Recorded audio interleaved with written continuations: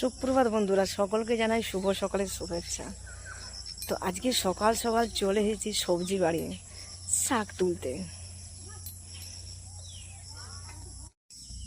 এই দেখুন শাকটা,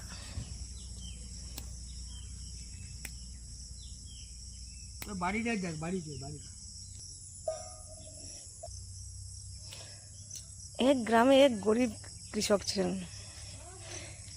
যিনি দূর থেকে ঘি মাখন তৈরি করে বিক্রি করতে আসতেন। প্রতি সপ্তাহে তিনি একটা বিশ্বস্ত দোকান যেতেন এবং ওইগুলো বিক্রি করতেন।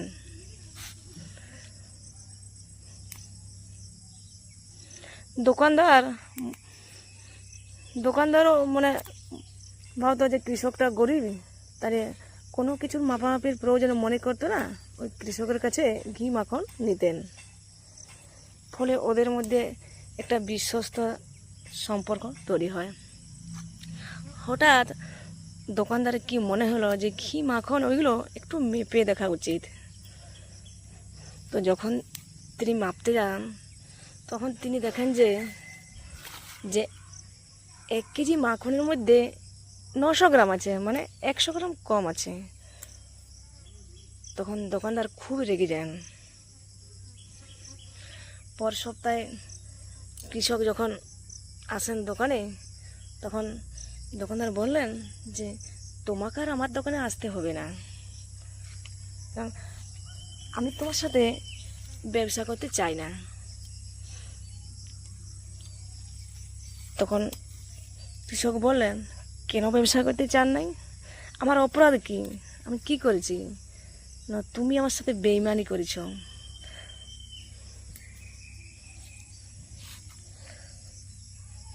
তাই আমি বেইমান লোকের সাথে ব্যবসা করতে চাই না।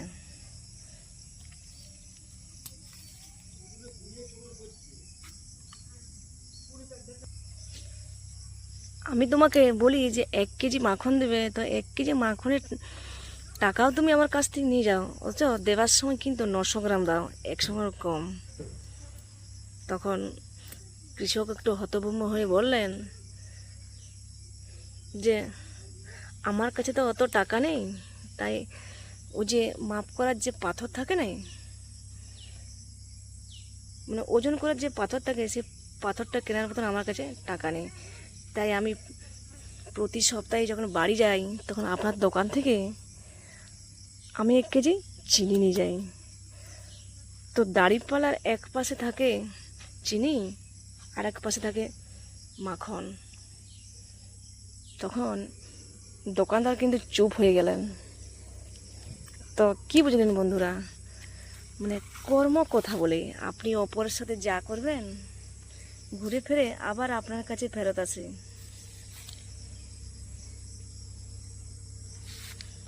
দেখুন, আমার শাক তোলা হচ্ছে, আবার আপনাদেরকে গল্প শোনা হচ্ছে।